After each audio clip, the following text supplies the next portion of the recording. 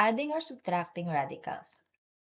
So, ang radical ay isang expression na may radical symbol.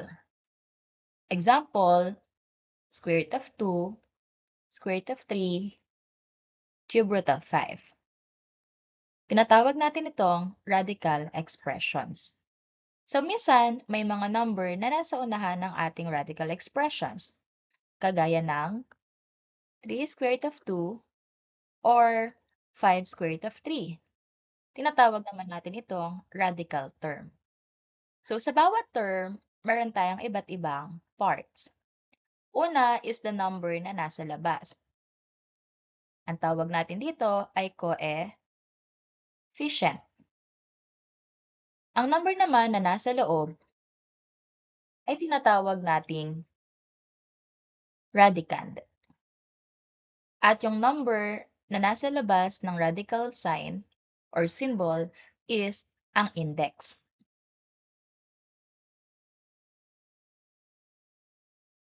Kailan pwedeng i-add or i-subtract ang ating radicals? So, para makapag-add tayo or subtract ng radicals, dapat parehas sila ng index at radicand or like terms sila. Example, 2 cube root of 5 plus 6 cube root of 5.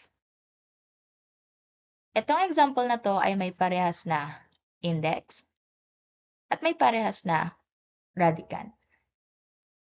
Ibig sabihin, like terms sila. At since sila ay like terms, pwede natin silang pagsamahin. Paano natin sila pagsasamahin? Una, alamin muna natin ang ating coefficient. So, meron tayong 2 at saka 6. Ipag-a-add lang natin ang dalawang to at kakopyain ang ating radical, which is cube root of 5. And then proceed sa addition. 2 plus 6 is 8. Then copy cube root of 5. So, ibig sabihin, ang sagot sa ating example ay 8 cube root of 5. Pero kung hindi parehas ang ating radicand, hindi natin sila pwedeng pagsamahin. Example, square root of 2 plus square root of 3. Since ang ating given ay may magkaibang radicand, hindi natin sila pwedeng pagsamahin at mananatili silang ganyan. So, ang sagot dito ay square root of 2 plus square root of 3 pa rin. Ganon din ang gagawin sa pag-subtract. Example, meron tayong 6 square root of 2 minus 3 square root of 2. So, dito, ipagmaminus lang natin yung ating coefficient na 6 and 3 at ikakopy ang ating radical since parehas naman silang 2. So, 6 minus 3, that is 3, then copy square root of 2.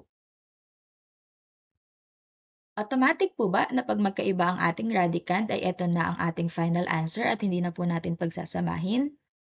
Hindi po. Kailangan muna nating i-check kung ang ating given ay pwede pang i-simplify or not. Example, square root of 8 minus square root of 2. So, ang ating square root of 8 ay pwede pang ma-simplify into square root of 4 times 2. And since yan ay 4, may square root sa number 4, ang square root ng number 4 ay 2, so magiging 2 square root of 2 na po siya. Saka tayo magpo-proceed sa ating subtraction ng minus square root of 2. So, pag pinag-minus natin, pagmaminusin lang natin yung ating coefficient. And since dito ay walang nakasulat, may automatic na number 1. 2 minus 1 is 1. And then copy the radical na square root of 2. And again, since our coefficient is 1, pwede na po natin itong burahin. At ang ating final answer ay magiging square root of 2 na lamang po.